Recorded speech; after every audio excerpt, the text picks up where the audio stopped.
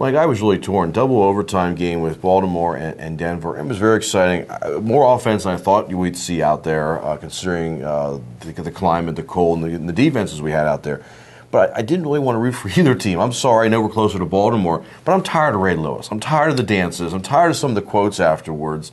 And I'm tired of some of Peyton Manning's antics, or how he jumps around the field making all these gestures and stuff. It's all fake. That annoys everybody. I think that annoys a lot of people. Yeah, it does. But then I take that away, and I want to look at what Torrey Smith does out there, some of the catches he had. Joe Flacco, as much as we want to bring up Peyton Manning, I was impressed with what I've seen out of Joe Flacco here in the playoffs, with some of the throws he made. Well, big-time throws and a big-time pressure. I heard from Mike Lombardi, who's a really good commentator in the NFL. I think he said this is exactly right. Flacco is Darryl LaMonica.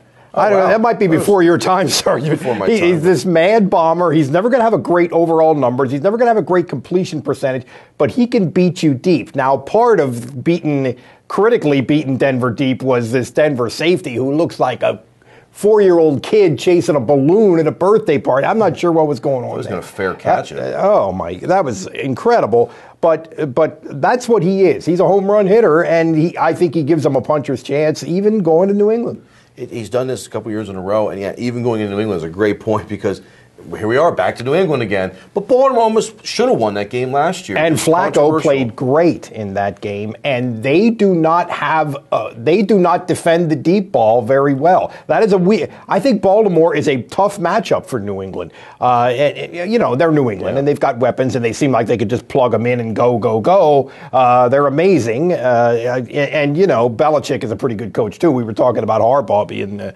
MVP of the league, but I'm not sure, and I'm with you on Ray Lewis. I'm tired of it. I don't want to hear that anymore either. And we're going to hear a ton of it if they win on Sunday over the next fortnight. But I think this is a tough call. I think this is a tougher call than the NFC game. But I actually will root for the other Harbaugh. This would be Jim and John going against each other. They would get to the Super Bowl. Both of them are very talented coaches. Yeah, I like the other guy named Ray on Baltimore's team, Ray Rice. I love watching him out there with his pass catching and running ability. And I for that standpoint, I'm going to root for Baltimore in this game. But I am curious to see how New England defenses, as you're saying, they've gotten burned with the deep ball before. They are so great at exploiting or taking away what they saw the team do the week before. That's right. How they adjust, because they saw what Baltimore used to beat Denver. Yeah. How do they take that away? Do they play their safeties back? And is Baltimore smart enough to take the underneath stuff? How does that work? Does Anquan Bolden have a huge game because of that? I think the chess matches will be interesting. Yeah. How does New England?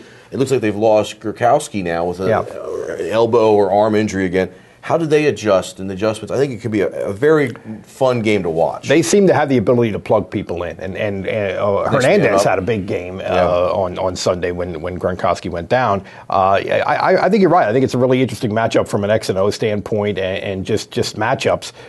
But you can play all the cover 2 or cover 3 you want, and if you can't signal for a fair catch on a balloon like Denver failed to do the other week, it doesn't matter. But it's hard to go against Tom Brady at home in the NFC Championship game. But I think I might.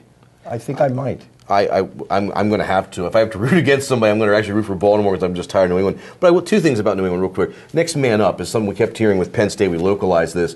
That was the mindset because they had so many injuries. Where Bill O'Brien got that from New England. There's lots of little things about that connect to. I've become a little more sympathetic to New England because of O'Brien, which doesn't make any sense. That's just silly. But it's true. You see some of these little things that have filtered into Penn State's program.